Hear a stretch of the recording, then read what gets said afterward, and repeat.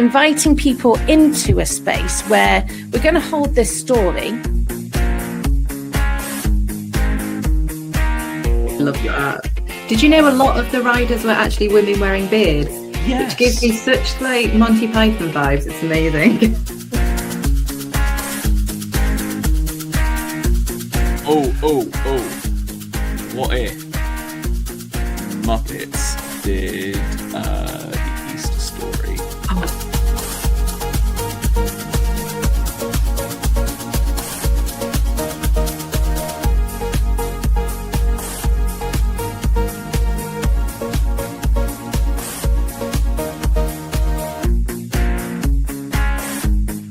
If that's all we're looking for, that's what we're going to find. Yeah.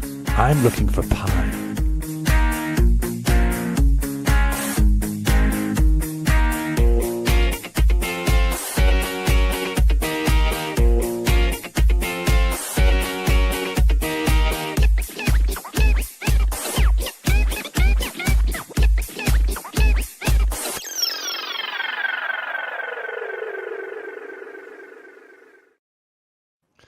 Good evening. Welcome to the new season of Faith and Geekery. This is the bring and share of podcasts and live streams, an opportunity for people to gather and bring their little nibbles and favourite bits to enjoy themselves, but to share around the table. And we shall dive in and hopefully glean enough for a hearty meal, or at least grab our favourite bits and diss the other stuff on the table. Welcome to another episode of Faith and Geekery. My name is Mark, and here we have... I think that's me next to you there. I'm Jenny. Hello, nice to see you. And I'm Tom. Hello. Welcome, folks. And we've already had a few people commenting. We've got new credits. I hope they've been enjoyable and otherwise. Lydia has already said, Highland cow in the credits. I love this. And there's a question mark over the bring and share whether there is quiche on offer too. Always I will quiche. not judge. Leave it to the ether. So, what have we been up to, folks? I mean, those opening credits. That's the first time I've seen that, and they are epic. They are awesome because Pedro Pascal's on there. I Did noticed you him. I did see him. That made my little Pedro loving heart go mad. For podcast listeners, yes, we've got new credits with lots of little cartoon strips and bits and pieces, as well as little snippets and glimpses, not necessarily voices of everyone, but kind of little snippets of everyone. So that's good. I love it. Little Easter eggs. Yeah, and I asked the question that we always ask is, what geekiness have we been up to since we last gathered? I mean, this is the first one back from Christmas, first one back of 2026. So have we been up to anything, nothing, or otherwise? Oh, yeah.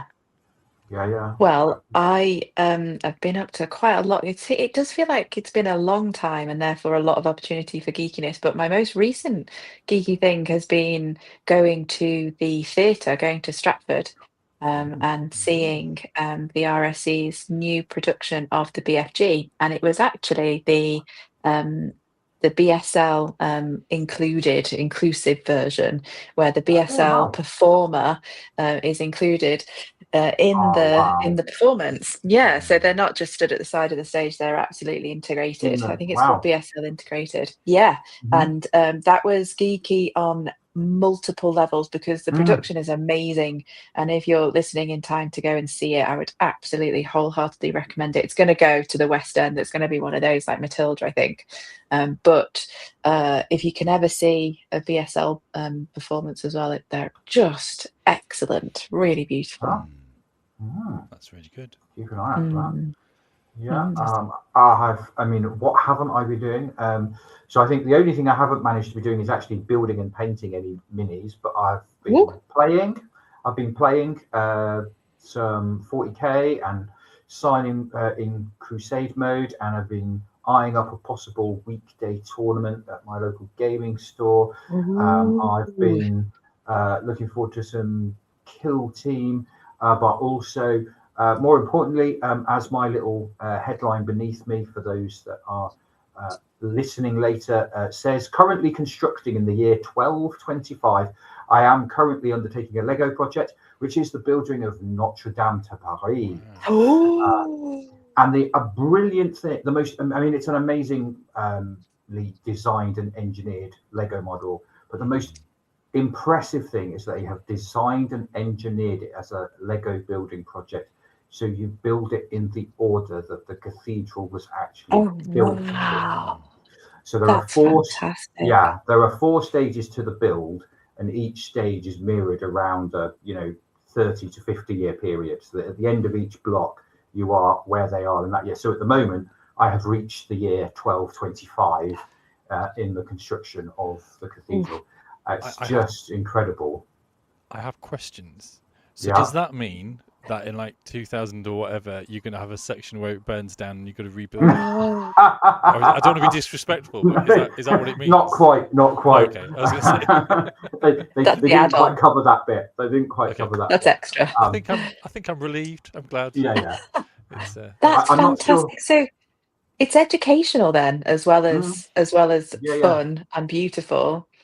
That's amazing. I know when it burnt down, they had to find the right sort of craftsmen and women to rebuild it with the same style and the same materials in the same way. There's that great program. I don't know if you've seen it about the fire and the rebuilding of it. No, I've not seen that. But do you know they've got bees that live on top of Notre Dame? They've got like a colony of bees that live in hives, and during the fire, they all survived because the smoke made them really sleepy. So they all just went to sleep, and because they weren't flying everywhere, they all survived. Yeah, which I think is a lovely thing. Wow. Yeah, that's awesome, Tom. Will you show us progress pics as you go? There may be some later. They'll appear in the Geeks Gallery a little bit later. Just to let you know, folks, we do not have any news this evening, just because I didn't get around to doing it, but I'm sure there has plenty of it. But please do let us know if there's been any geeky things that you've been up to. And for the people in the community in Discord, then your photos are likely to appear towards the end of the live stream. What about you, Mark? What sort of geekiness have you been up to? Well, again, it's been a busy time, hasn't it, of Christmas and new board games, old board games recovered, and otherwise. But the funniest one for me recently has been Goats, and it's all about Goat Simulator 3, which, have you ever come across it? I've heard of it. I'm sure I've seen something of it. Yeah, it sounds the most bizarre thing in the world, but I haven't actually heard about it. I was going to say, on the surface, and they're going, what on earth? Why would you want to be a goat? And what I can say is that actually it is completely and utterly tongue-in-cheek. It is. So you go around being a goat, but I would say it's designed for 30, 40-year-old somethings, because the amount of callbacks it does is amazing, and beyond. You can be older, you can be younger. So for example, from the very often, this isn't very much of a spoiler, but you start off opposite another goat on a kind of horse-drawn cart sort of thing, and it is mimicking Skyrim.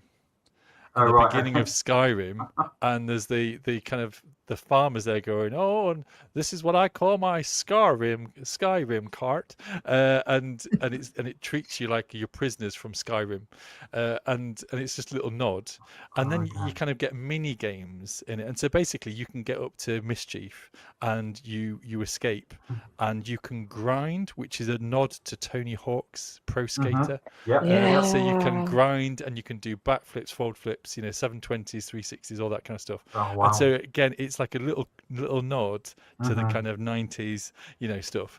And then one of the little kind of other small mini games, you kind of get into a basement, and it is a recreation of Wolfenstein 3D, which is early 90s. And it's just like, it's ridiculous. And they're going, I'm playing a goat game. But it's kind of got that innocent, slightly dark humor. No one actually really dies. They all get back up again. But, it's this kind of mischievous unlocking things in this kind of open world. And it is just fun. And my kids absolutely love it. Technically, it's a 12, but it's fun. And it's Yeah. Oh, that sounds. Yeah. Yeah. But Also, also And you Easter wouldn't. eggs, though. Yeah. There's Oh yeah, something about in Easter eggs abundance. that we absolutely love, right? And I don't know if that is a millennial thing or whatever generation. Like, we love an Easter egg, especially if it's from the 90s, right? Like, it's Mhm. something that if we spot it and we know it, it's like, oh, I know that. That's from my childhood. Well, it's. I will give one other one away. You find a church and there's a church tower, and it says it's the Imperial Tower, and there are 3 bells Nice, on there, and it's nice. like you've got to do it in the right order, and you basically it doesn't say this, but all it says is Imperial Tower, and I'd actually seen it on a social video. That it Yeah. was just like ding ding ding ding ding ding ding ding, and if you do that, it unlocks a mausoleum where your Oh. goat can gain a I think it's like a 6-ended lightsaber. It's ridiculous, but you That's get to then kind fantastic. of wield. Anyway, That so is it's just, brilliant. That's it's just fantastic. lots of layers on what you think is just a ridiculous game. So what But platform is this on?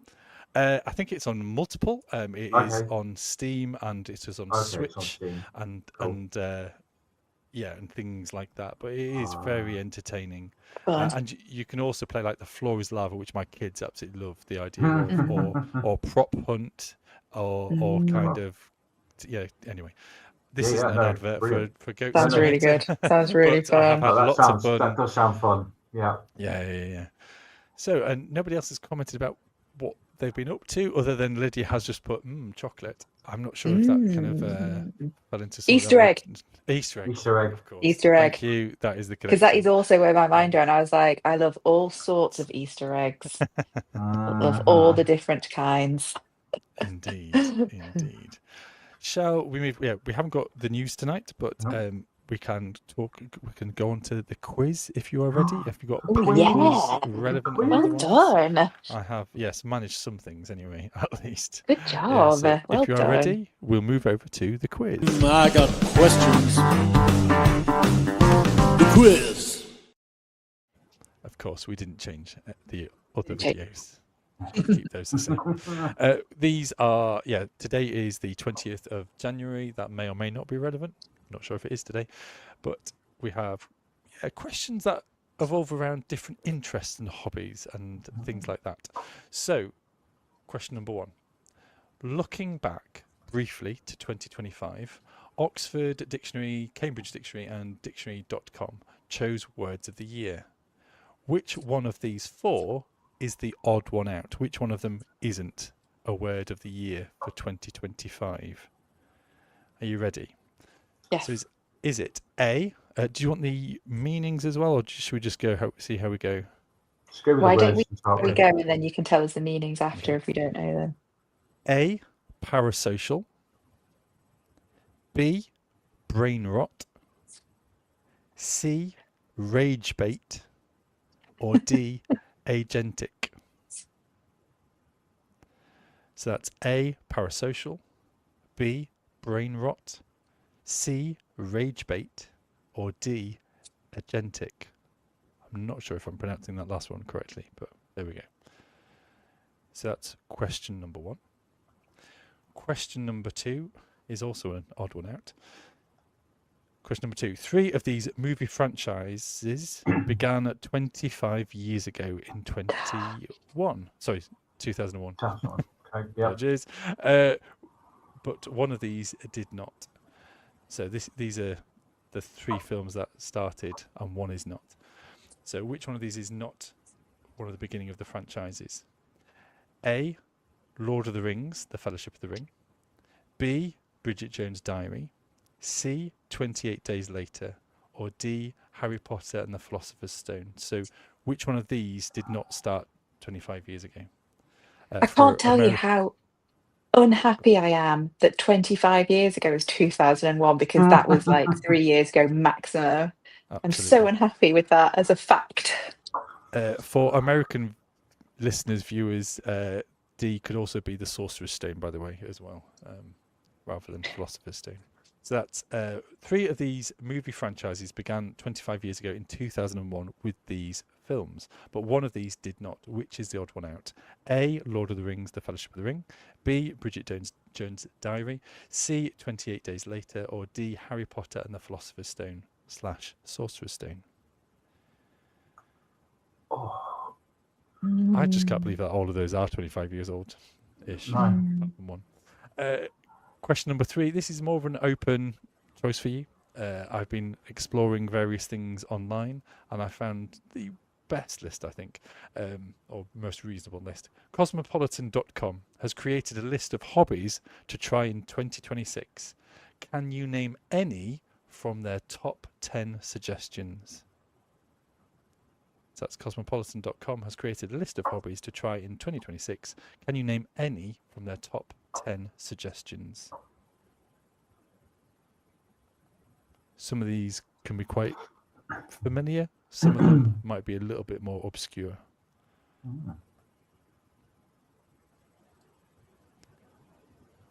I'll move on. Give you an opportunity. Number 4. What does a bryologist collect? What does a bryologist collect? That feels like a QI question, doesn't it? You just kind of feel like really does. if I say the really obvious thing, the alarms are going to go off. I'm saying it. Couldn't possibly comment. Question number 5.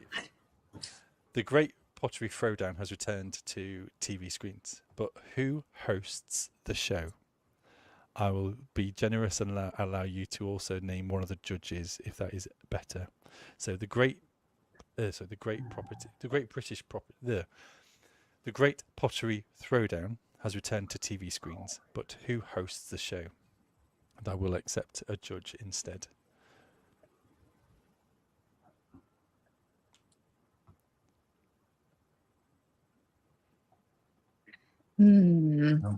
Good questions. I'm not sure about any of them, so I've just made guesses.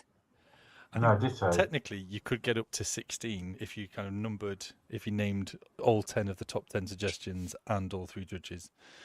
But yes. I suspect that's not the case. No. But surprise me.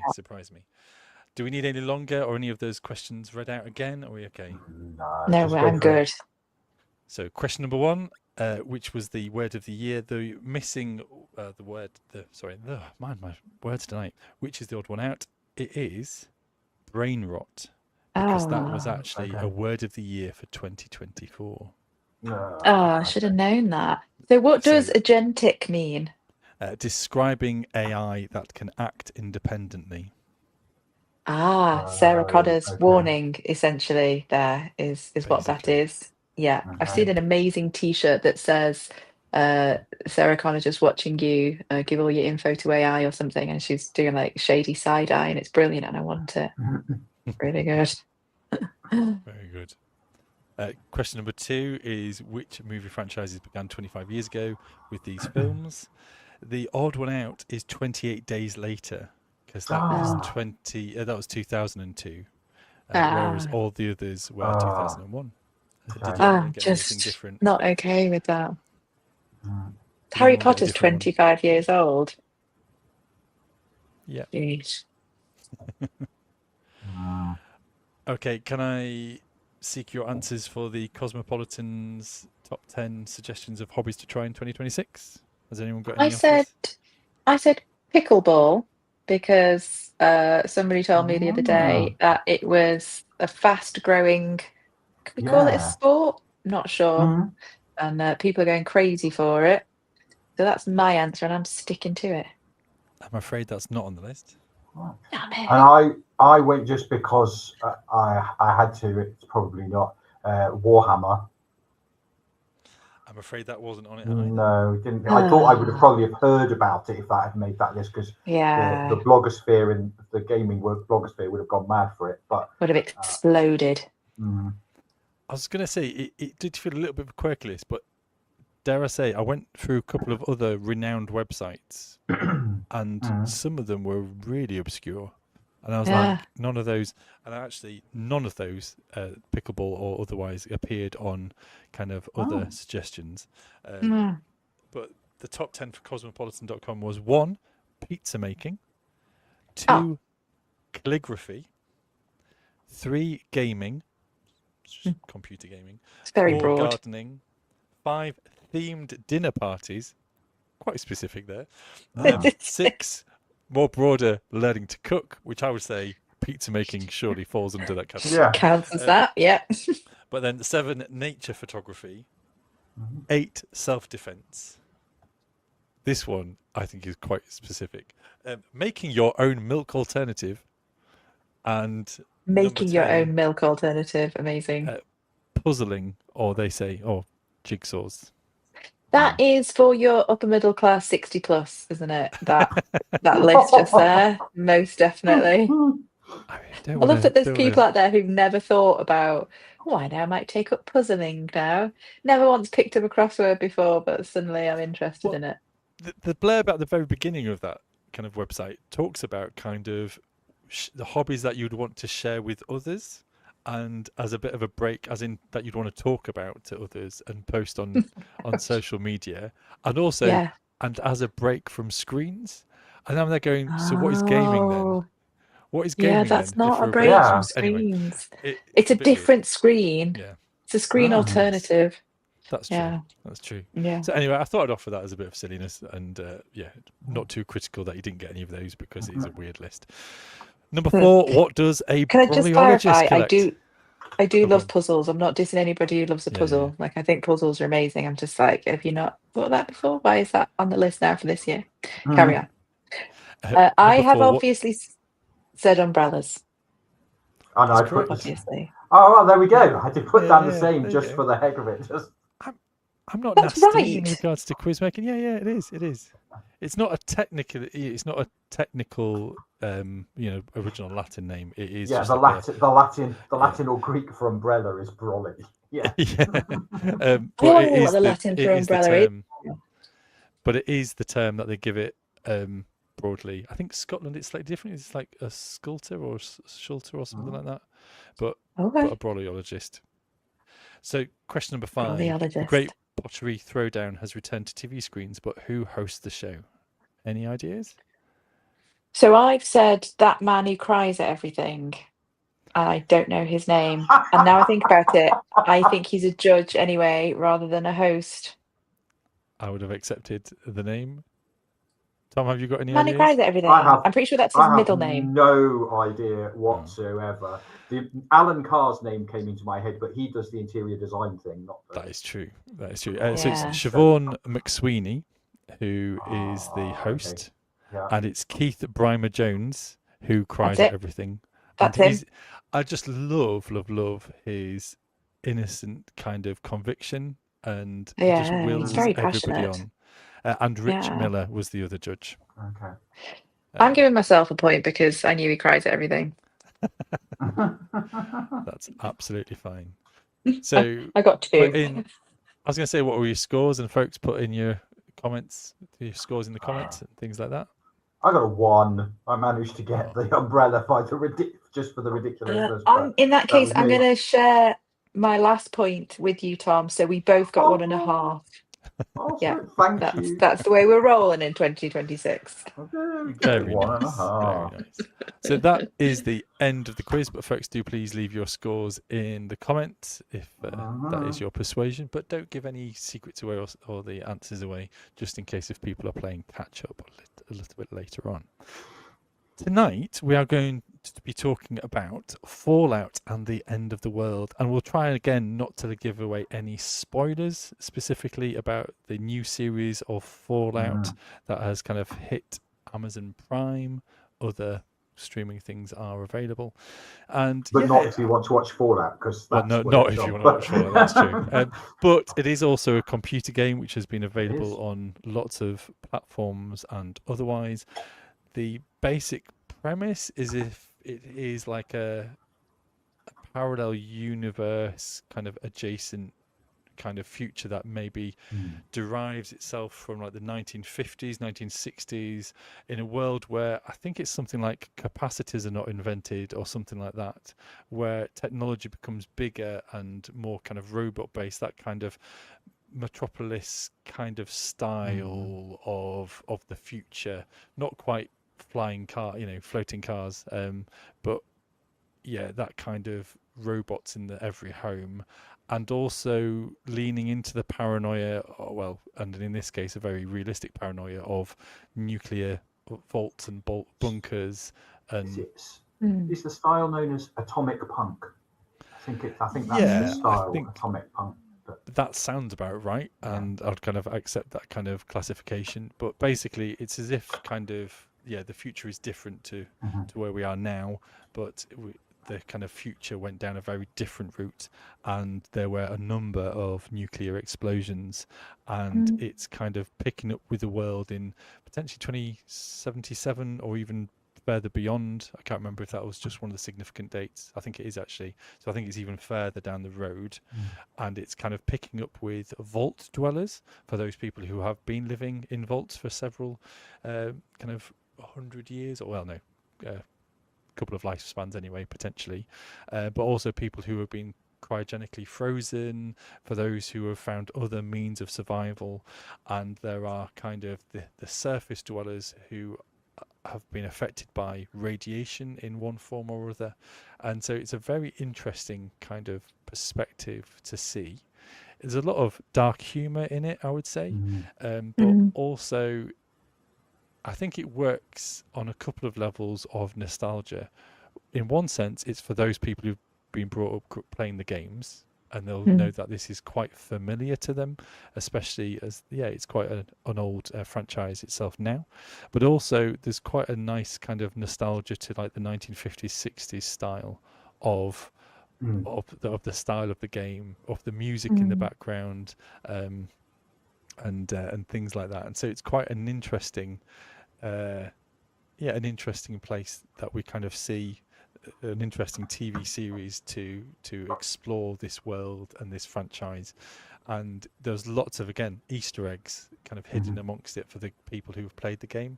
I have played Fallout 3 on the PlayStation 3, and I think I had maybe one of the other ones early on. But again, it's a bit kind of bleak and interesting. The only other thing I would say is that it talks about kind of lots of factions, and because the future isn't kind of all rosy, and also for those who became vault dwellers, it kind of reveals the sinister side of humanity, where actually the vaults were not straightforward. They were purposefully manufactured. For some of them, or very few, were actual blissful vaults. Others were the basis of scientific experiments, and the vault dwellers were not aware of it.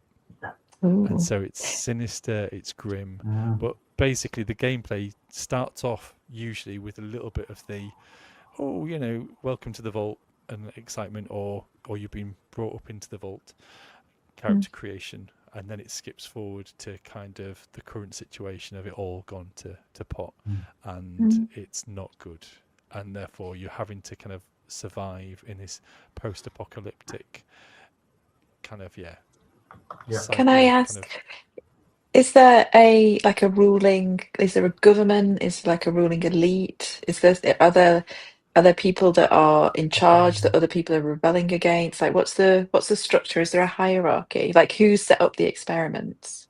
Well, you don't. This is part of this kind of exploration of, you don't fully know who is the person fully in charge. There are in the present kind of era, you are aware of various kind of armies fighting against each other.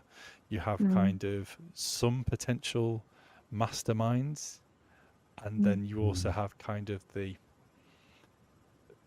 weaving of the narrative. And again, I don't want to give too much away, but your main characters of the series is Lucy McLean, that's the character, and you have Cooper, or the Ghoul, who is kind of played by Walton Goggins, and so he hasn't kind of got a nose, he's got like a space of a nose where he has been affected by radiation.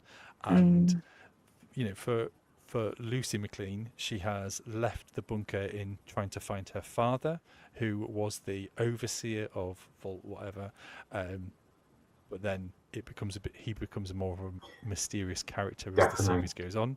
Whereas Walter Goggins, the ghoul, you keep on having flashbacks of him prior to the explosions and to the nuclear fallout, and actually you learn that he's actually a lot older. A lot older.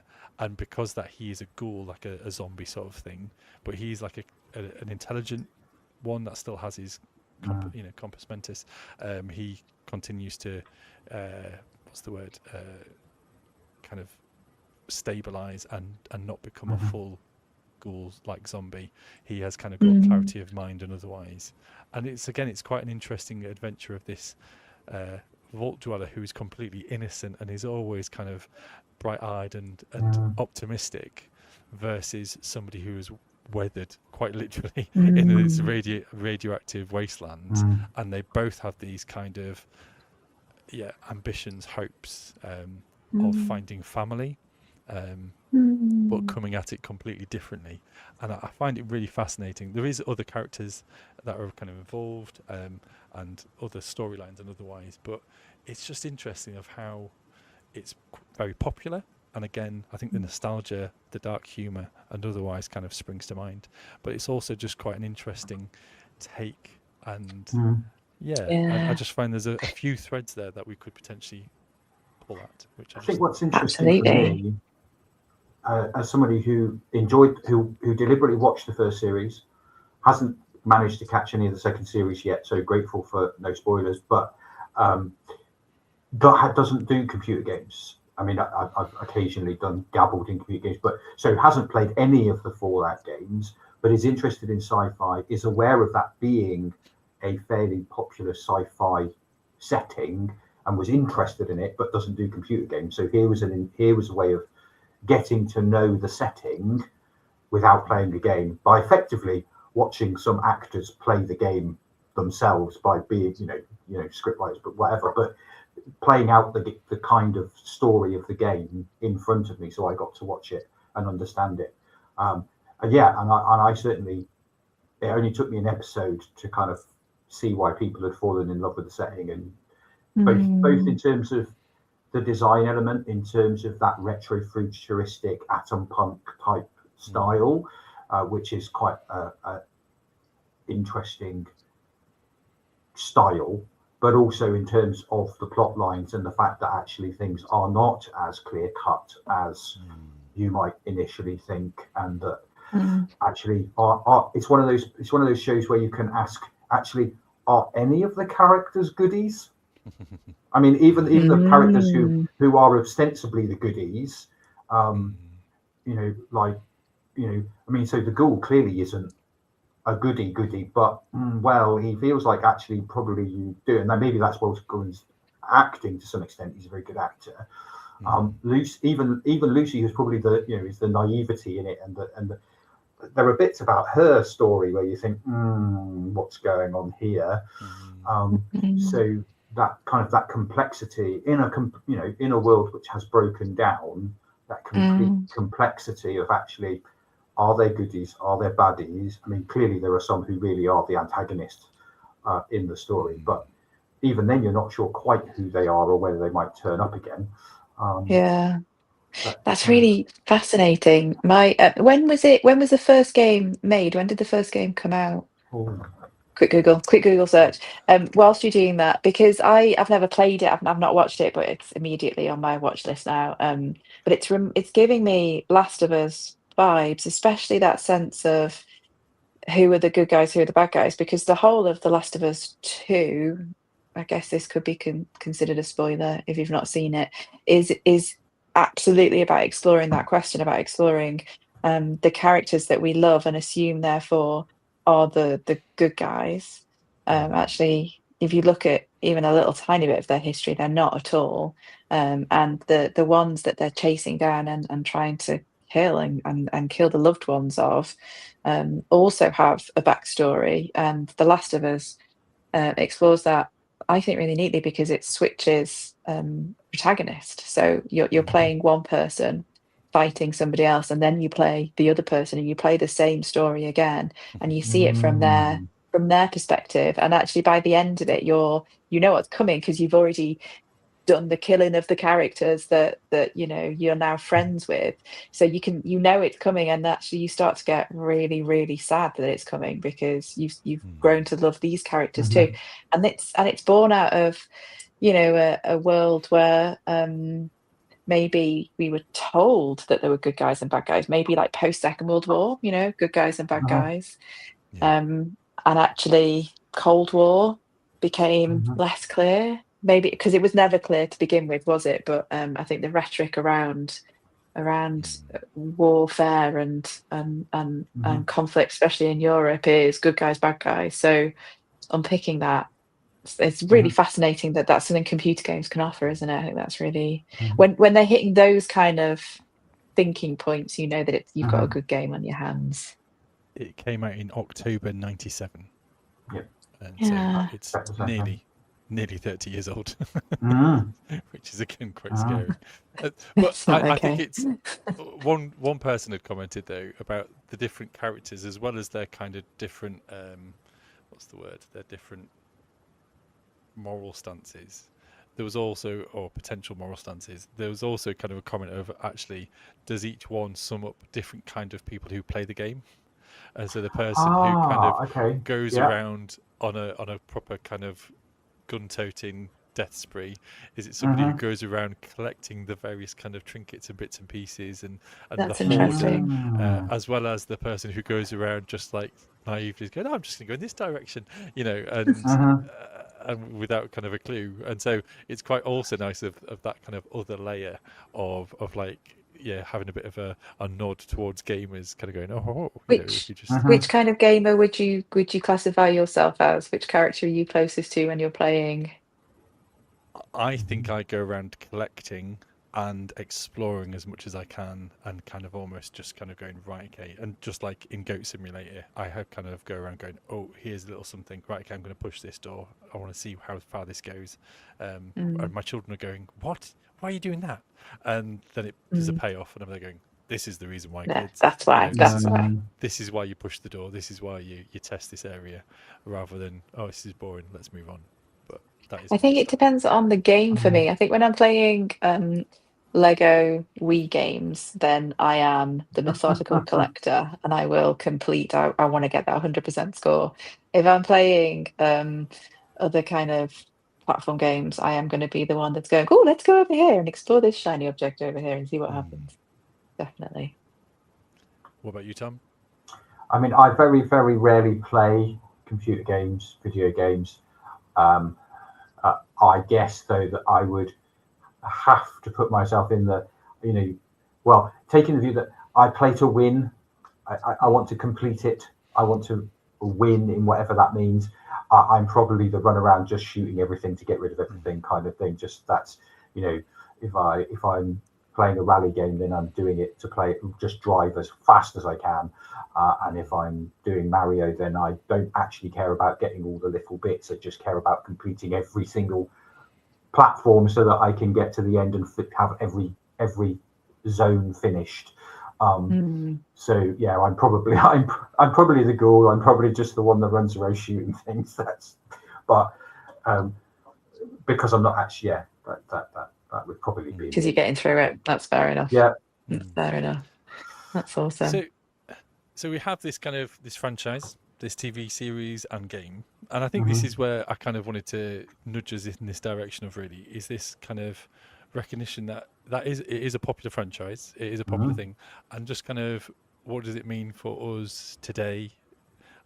And I think for me, my instant kind of ponder is it about escapism for us, people who enjoy computer games and enjoying the nostalgia of revisiting stuff in the past, but is there something about exploring this kind of post-apocalyptic kind of world environment, escapism, especially with a theme of exploring humanity and morality?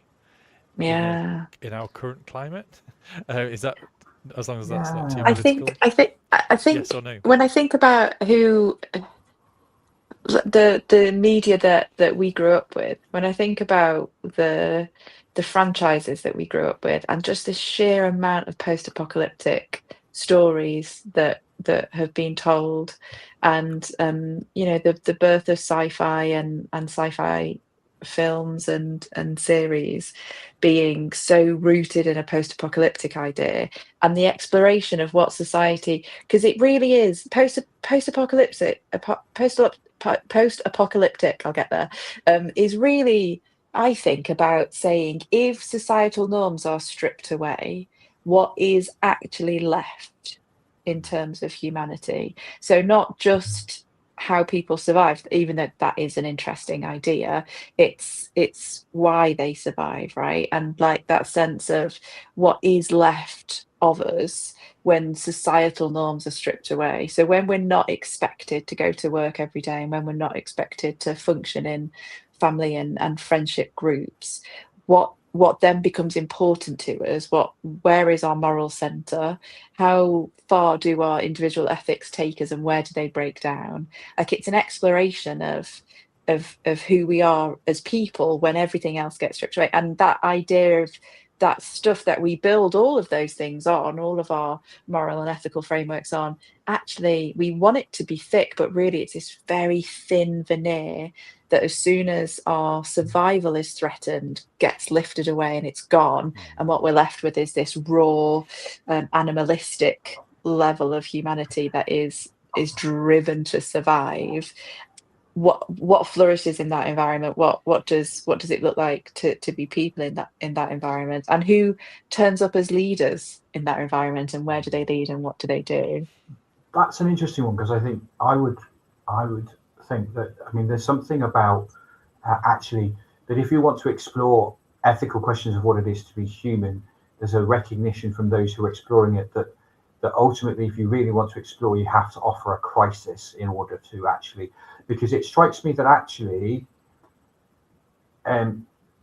Star Trek is post-apocalyptic in the sense That's that true. if you actually know the timeline that they offer for Star Trek in the 2400s, there is an apocalyptic cataclysm on Earth that is what drives humanity to be one and to reach for the stars, and that it's only actually the apocalyptic kind of Third World War that forces humanity to actually I mean, I just put actual spoiler on there. I mean, I think you don't know that now. but if either, I mean, it's not really vital to the Star Trek stories that is the background, but nonetheless, Roddenberry needed something to say, okay, if I'm going to offer this more utopian picture of what humanity could be, I still need a crisis to have happened in order to force it. And therefore, I think actually whether the post-apocalyptic goes in the direction of something like Fallout, where it falls, where humanity falls out. It's not just nuclear fallout. Humanity has fallen out for a variety of reasons. Or whether you go down the Star Trek route of actually the cataclysm forces a more utopian gathering of humanity together.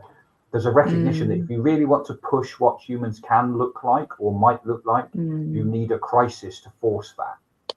I think that's one of the reasons why I really love The Last of Us, because I'm such a naturally hopeful person. So I think when I think of Star Trek, I think of what it looks like to rebuild after a crisis event, and what society could be if rebuilt if everything gets stripped away and you get to start again. What does it look like? Getting rid of economy altogether, and what does it look like if resources shared effectively, and based on the idea that the resources that we need to survive are freely available, right? That's like the idea of the replicators. So if you can just freely replicate the stuff that you need to survive, you no longer need to barter. So you don't need to have an economy based on currency anymore. And also that the idea that if suddenly we go from being tribal in terms of the countries that we are associated with or the race that we're associated with, to actually we're one human race, because here are these aliens coming in who are going to start telling us about the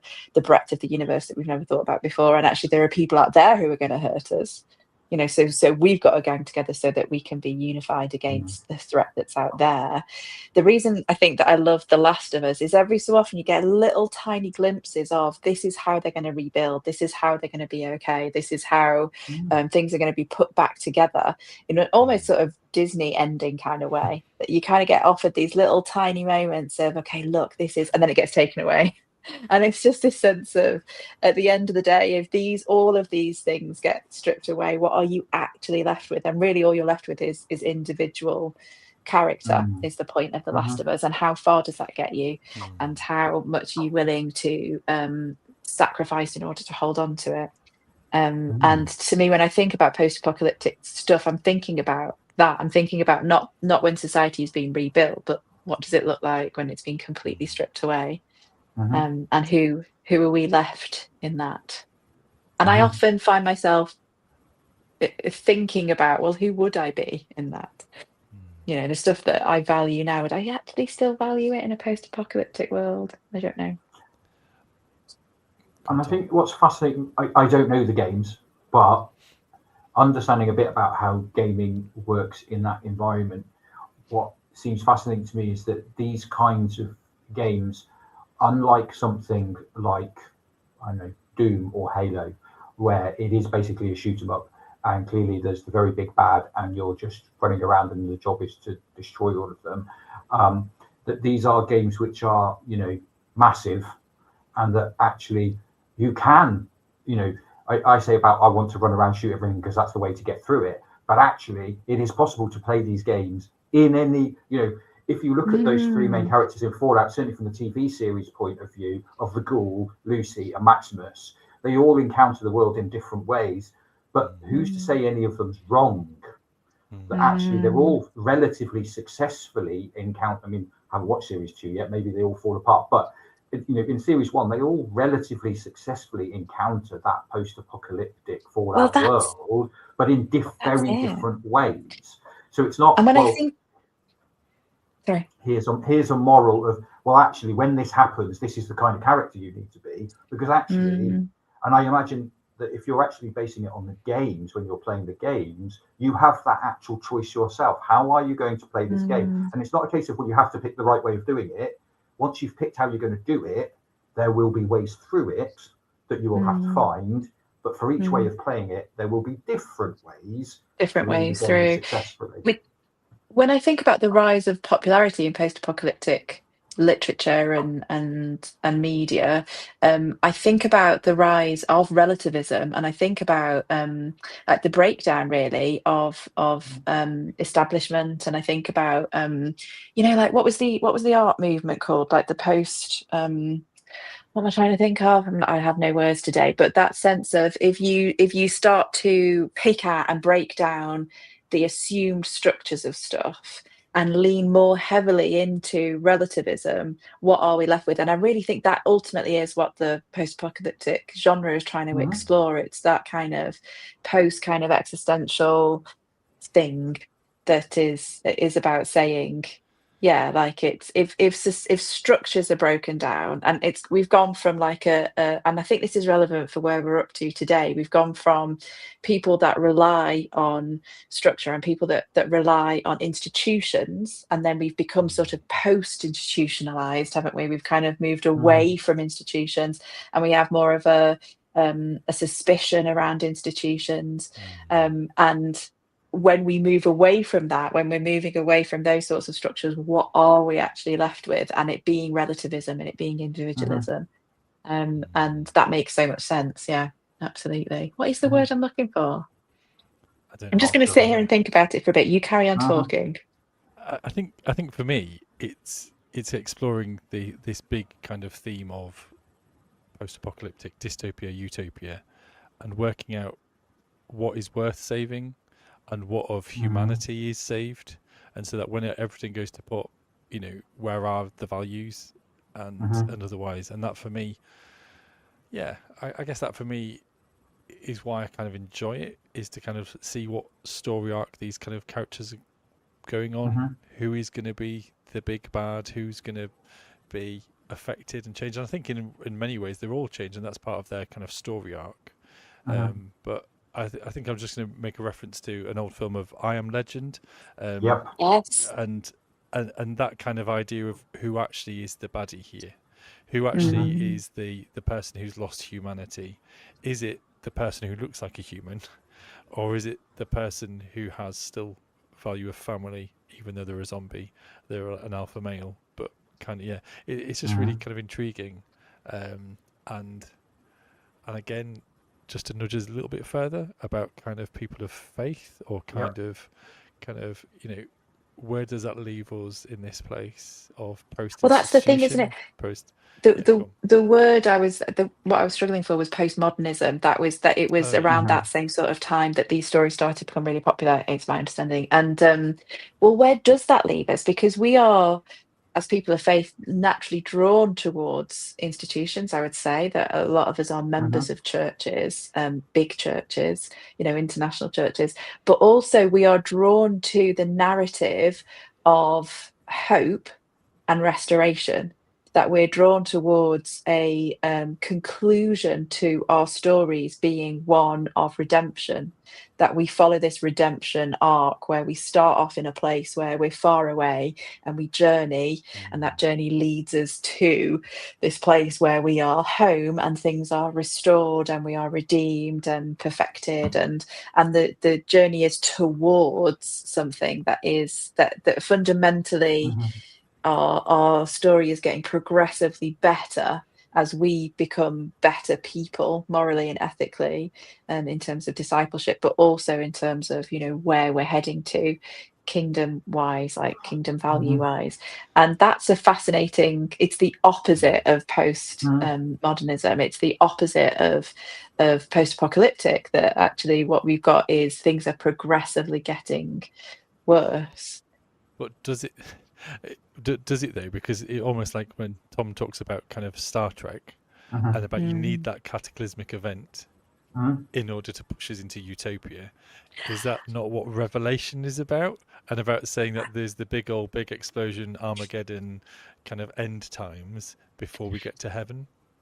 And I think this is where but this is where I think go on. When you look at human history, I think you could absolutely argue that things that go cataclysmically wrong don't get better. They are eradicated and they go, and we never see them again. And we know that because of cultures that, whole cultures that have been in the past, like, the Roman Empire, which is no more. And, it's this sense of actually when things go cataclysmically wrong, other life asserts itself for sure.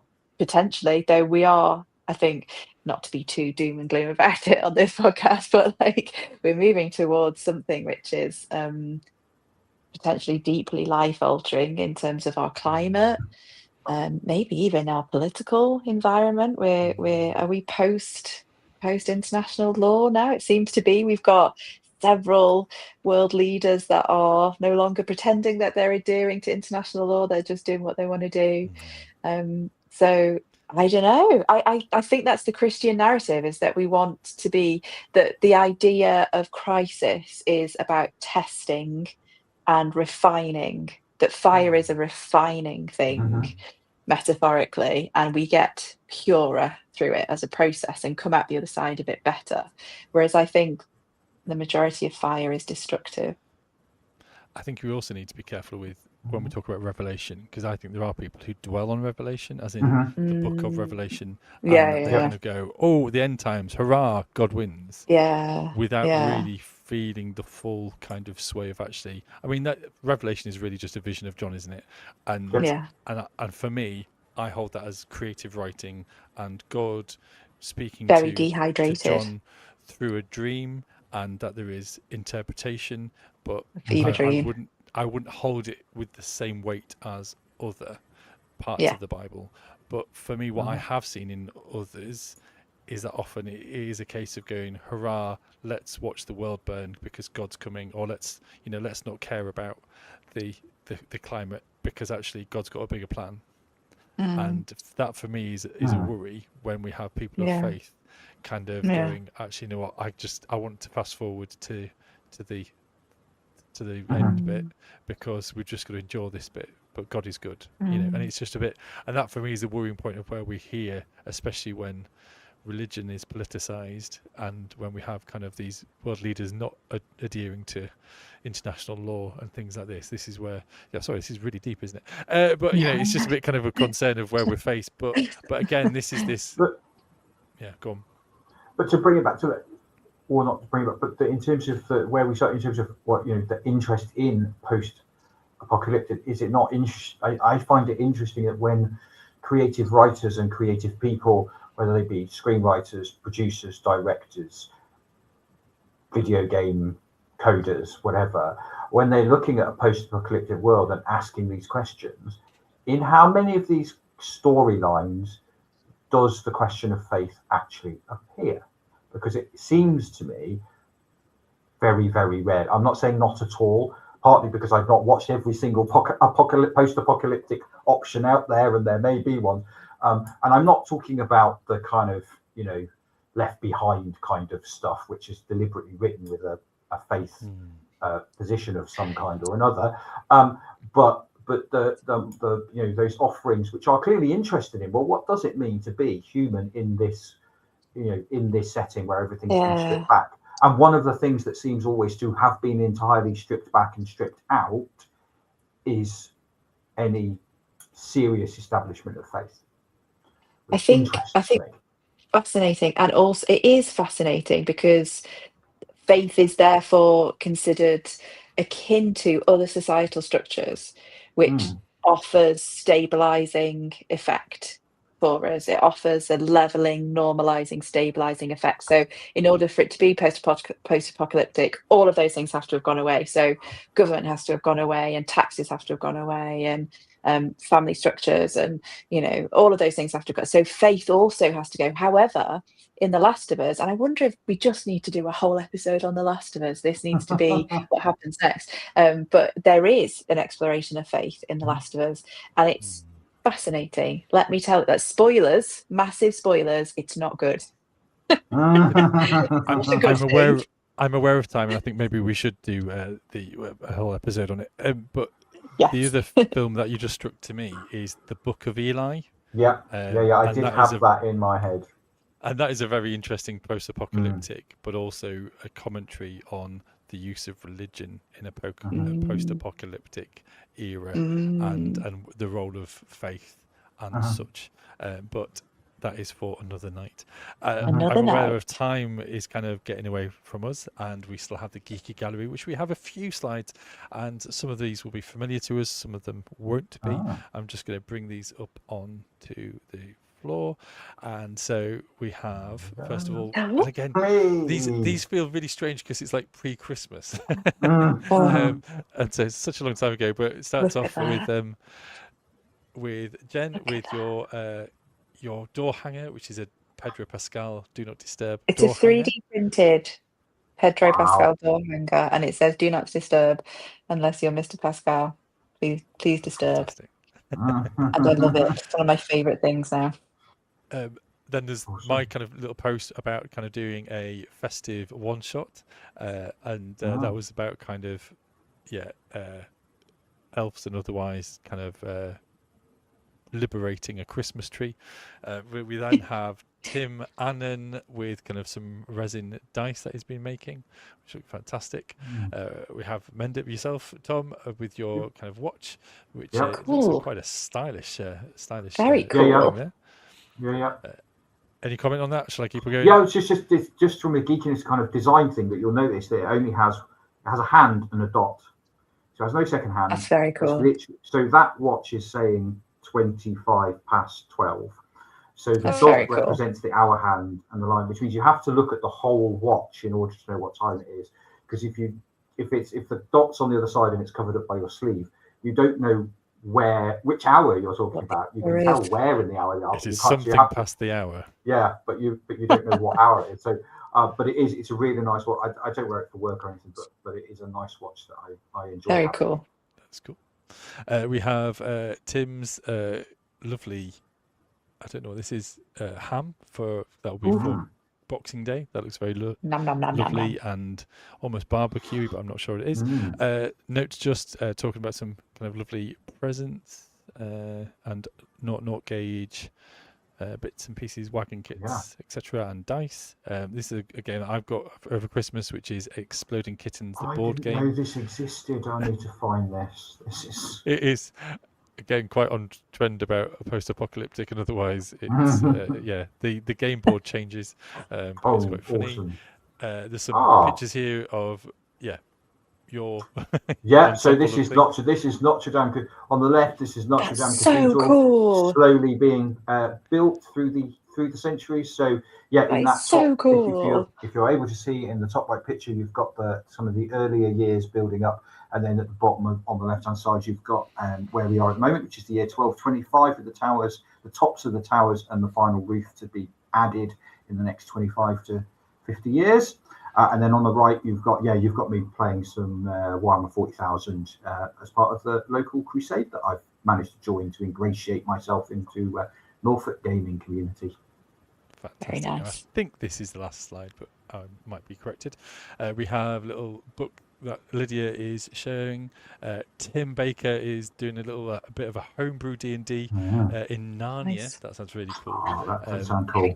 That does look very good. Purple Plushie discovered about Lord of the Rings Fate of the Fellowship game, and they did not manage to destroy the ring either time. That might be a spoiler.